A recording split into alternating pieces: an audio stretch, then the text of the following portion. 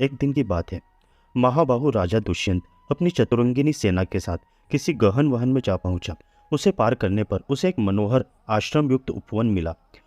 यह वन बड़ा ही सुंदर था। वहां के वृक्ष खिले हुए पुष्पों से लद रहे थे।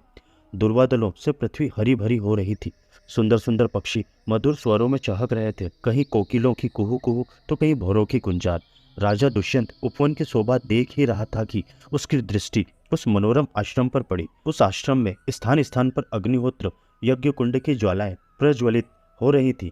यज्ञशाला पुष्प और जलाशयों के कारण उसकी अद्भुत शोभा हो रही थी।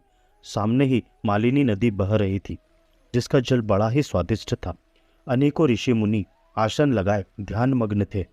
राजा को ऐसा लगा मानो वह ब्रह्मलोक में खड़ा है। दुष्यंत के नेत्र और मन वन की छटा देखकर तृप्त नहीं हो रहे थे। इस प्रकार राजा दुष्यंत ने सब देखते सुनते कश्यप गोत्रीय कण्व ऋषि के एकांत और मनोहर आश्रम में मंत्री और पुरोहितों के साथ प्रवेश किया। दुष्यंत ने मंत्री और पुरोहितों को आश्रम के द्वार पर ही रोक दिया और स्वयं भीतर गया। वहां उस समय कण्व ऋषि उपस्थित नहीं थे। राजा ने आश्रम को सूना देखकर ऊंचे स्वर में पुकारा, यहाँ कौन है? दुष्यंत की आवाज सुनकर एक लक्ष्मी के समान सुंदरी कन्या तपस्विनी के वेश में आश्रम से निकली। उसने राजा दुष्यंत को देखकर सम्मान पूर्वक कहा, स्वागत है। फिर उसने आसन पर बैठाकर राजा का अतिथि सत्कार करके उससे स्वास्थ्य और कुशल के संबंध में प्रश्न किया। स्वागत सत्कार के बाद उस तपस्विनी कन्या ने तनिक मुस्कुराकर पूछा, मैं आपकी क्या सेवा करूं? राजा दुष्यंत ने सर्वांग सुंदरी एवं मधुर भाषिणी कन्या की ओर देखकर कहा, मैं परम भाग्यशाली महर्षि कण्व का दर्शन करने के लिए आया हूँ। वे इस समय कहाँ हैं? कृपया करके बतलाइए। शकुंतला ने कहा, मेरे पूजनीय पिताजी फल फूल लाने के लिए आश्रम से बाहर गए हैं। आप घड़ी दो घड़ी उनकी प्रतीक्षा कीजिए, तब उनसे मिल सकेंगे। शकुंतला की भरी जवानी और अनुपम रूप देखकर दुष्यंत ने पूछा, सुंदरी तुम कौन हो? तुम्हारे पिता कौन है और किस लिए यहाँ आई हो? तुमने मेरा मन मोहित कर लिया है। मैं तुम्हें जानना चाहता हूँ। शकुंतला ने बड़े मिठास के साथ कहा, मैं महर्षि कण्व की पुत्री हूँ। राजा ने कहा, कल्याणी, महर्षि कण्व तो अखंड ब्रह्मचारी हैं। धर्म अपने स्थान से विचलित हो सकता है, परंतु वे नहीं। ऐसी दशा में तुम उनकी पुत्री कैसे हो सकती हो? शकुंतला ने कहा, राजन, एक ऋषि के पूछने पर मेरे पूजनीय पिताजी कण्व ने मेरे जन्म की कहानी सुनाई थी। इस कारण मैं अपने जन्म के विषय में जानती हूँ। जिस समय परम प्रतापी विश्वामित्र तपस्या कर रहे थे, उस समय इंद्र ने उनकी तपस्या में विघ्न डालने के लिए मेनका नाम की अप्सरा भेजी थी। उसी के संयोग से मेरा जन्म हुआ। माँ मुझे वन में छोड़कर ही चली गई। तब शकुंतों ने सिंह, व्याघ्र आदि भयानक जानवरों से मेरी रक्षा की थी। इसीलिए मेरा नाम शकुंतला पड़ा। महर्षि कण्व ने वहां से उठाकर मुझे पाला। शरीर का जनक, प्राणों का रक्षक और अन्नदाता, यह तीनों ही पिता कहे जाते हैं। इस प्रकार मैं महर्षि कण्व की पुत्री हूँ। दुष्यंत ने कहा, कल्याणी, जैसा तुम कह रही हो, तुम ब्राह्मण कन्या नहीं राजकन्या हो, इसलिए तुम मेरी पत्नी बन जाओ। सुंदरी, तुम गंधर्व विधि से मुझसे विवाह कर लो। राजाओं के लिए गंधर्व विवाह सर्वश्रेष्ठ माना गया है।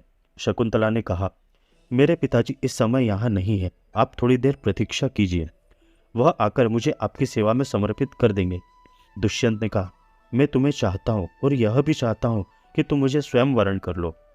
मनुष्य स्वयं ही अपना हितैषी और जिम्मेवार है। तुम धर्म के अनुसार स्वयं ही मुझे अपना दान करो। शकुंतला ने कहा, राजन, यदि आप इसे ही धर्मपद समझते हैं और मुझे स्वयं अपने आप को दान करने का अधिकार है, तो आप मेरी शर्त सुन लीजिए। आप मुझसे एक प्रतिज्ञा कीजिए। मेरे बाद मेरा और तुम्हारा पुत्र ही सम्राट होगा और मेरे जीवन काल में ही वह युवराज बन जाएगा, तो मैं आपको स्वीकार कर सकती हूँ। दुष्यंत ने बिना कुछ सोचे विचारे ही प्रतिज्ञा कर ली और गंधर्व विधि से शकुंतला से विवाह कर लिया। दुष्यंत ने उसके साथ समागम करके बारंबार यह विश्वास दिलाया कि मैं तुम्हें लाने के लिए चतुरंगिनी सेना भेजूंगा और शीघ्र से शीघ्र मैं तुम्हें अपने महल ले चलूंगा।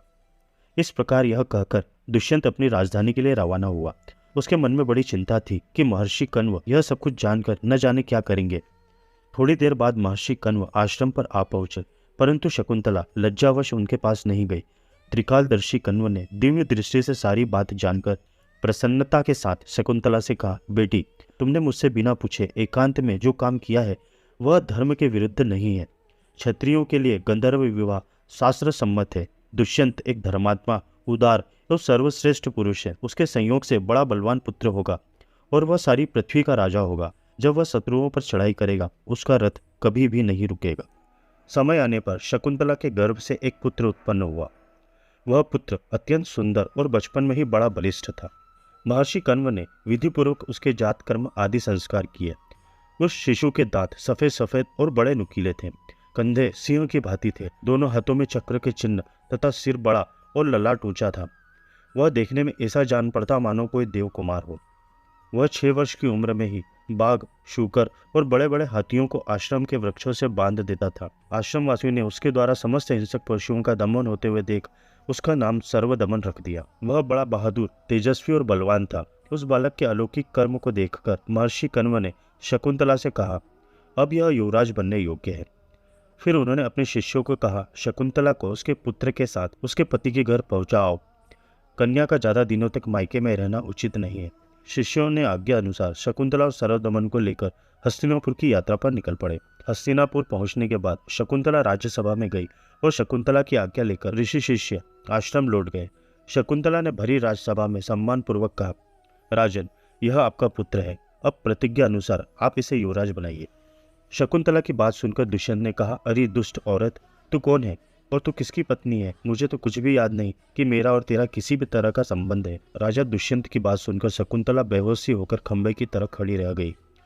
लाल आंखें, फड़कते होठ और टेढ़ी दृष्टि के साथ दुष्यंत की ओर देखने लगी। थोड़ी देर बाद फिर दुष्यंत से बोली, महाराज, आप सब कुछ जानते हुए भी ऐसा क्यों कह रहे हैं कि मैं तुम्हें नहीं जानता? ऐसी बात नीच और पापी मनुष्य कहते हैं। आपका हृदय तो सब कुछ जानता है कि क्या झूठ है और क्या सच। अपने हृदय पर हाथ रखकर कहिए, क्या मैं झूठ बोल रही हूँ? और अगर आप यह सोच रहे हैं कि उस समय आश्रम में मैं अकेला था और इसका कोई गवाह नहीं, तो आप गलत हैं, क्योंकि परमात्मा सबके हृदय में बैठा है। वह सब कुछ जानता है, क्या पाप है और क्या पुण्य, और आप वहीं बैठकर पाप कर रहे हैं और पाप करने के बाद यह सोच रहे हैं कि मुझे कोई नहीं देख रहा। आपका यह घोर अज्ञान है। देवता और अंतर्यामी परमात्मा भी इन बातों को देखते और जानते हैं। सूर्य, चंद्रमा, वायु, अग्नि, अंतरिक्ष, पृथ्वी, जल, हृदय, यमराज, दिन रात, संध्या, धर्म, यह सभी मनुष्य के शुभ अशुभ कर्मों को जानते हैं। कई तर्क वितर्क के बाद भी राजा दुष्यंत नहीं माना। दुष्यंत ने कहा, शकुंतला, मुझे नहीं पता कि यह पुत्र मैंने तुमसे उत्पन्न किया है। स्त्रियों को तो झूठ बोलने में हमेशा ही आनंद प्राप्त होता है। भला तुम्हारी बात पर कौन विश्वास करेगा? तुम्हारी एक भी बात विश्वास करने योग्य नहीं है। और तेरा इतना दुस्साहस कि अपने आप को महर्षि विश्वामित्र और मेनका की पुत्री कहती है। कहाँ महर्षि विश्वामित्र और कहाँ मेनका और कहाँ तेरे जैसी साधारण नारी। चली जा यहाँ से। इतने दिनों में भला यह बालक शाल के वृक्ष जैसा कैसे हो सकता है? जा जा, चली जा यहाँ से। शकुंतला ने कहा, राजन, कपट न करो, तुम अपनी प्रतिज्ञा मत तोड़ो। सत्य सर्वदा तुम्हारे साथ रहे। पर यदि झूठ से ही तुम्हारा प्रेम है और मेरी बात पर विश्वास नहीं करते हो तो मैं स्वयं चले जाऊंगी। मैं भी झूठे के साथ नहीं रहना चाहती। राजन, मैं कहती हूँ, तुम इस बालक को अपनाओ या नहीं। मेरा यह पुत्र सारी पृथ्वी पर शासन करेगा। इतना कहने के बाद शकुंतला वहां से चल पड़ी। उसी समय ऋषि, पुरोहित, आचार्य और मंत्रियों के साथ बैठे हुए दुष्यंत को संबोधित करते हुए आकाशवाणी ने कहा, शकुंतला सच कहती है, यह तुम्हारा ही पुत्र है। तुम इस पुत्र का पालन पोषण करो और शकुंतला का अपमान मत करो। अपना औरस पुत्र यमराज के पंजों से छुड़ा लेता है। सचमुच तुम ही ने इस बालक का गर्भाधान किया था। शकुंतला की बात सर्वथा सत्य है। तुम्हें हमारी आज्ञा मानकर ऐसा करना ही चाहिए। तुम्हारे भरण पोषण के कारण इसका नाम भरत होगा। आकाशवाणी सुनकर दुष्यंत आनंद से भर गए। उन्होंने अपने पुरोहित और मंत्रियों से कहा, आप लोग अपने कानों से देवताओं की वाणी सुन लें। मैं अच्छी तरह से जानता हूँ कि यह मेरा ही पुत्र है। यदि मैं केवल शकुंतला के कहने पर इसे स्वीकार कर लेता तो सारी प्रजा इस पर शंका करती और इसका कलंक कभी भी नहीं धुल पाता। इसी कारण मैंने ऐसा दुर्व्यवहार किया। तब उन्होंने सर्वदमन को स्वीकार किया और उसके संस्कार करवाए। उन्होंने अपने पुत्र का सिर चूमकर उसे छाती से लगा लिया और शकुंतला से कहा, मैंने तुम्हें अत्यंत क्रोधित कर दिया। यह अप्रिय कार्य मैंने जानबूझकर किया था कि प्रजा के मन में तुम्हारे और मेरे पुत्र के लिए कोई भी शंका ना रहे। समय आने पर भरत का युवराज पद पर अभिषेक हुआ। उसने कई राजाओं को जीतकर संत सम्मत धर्म का पालन करके अनुत्तम यश लाभ प्राप्त किया और बहुत कम समय में ही वह पृथ्वी का चक्रवर्ती सम्राट बन गया। भरत से ही इस देश का नाम भारत पड़ा और वही भरतवंश के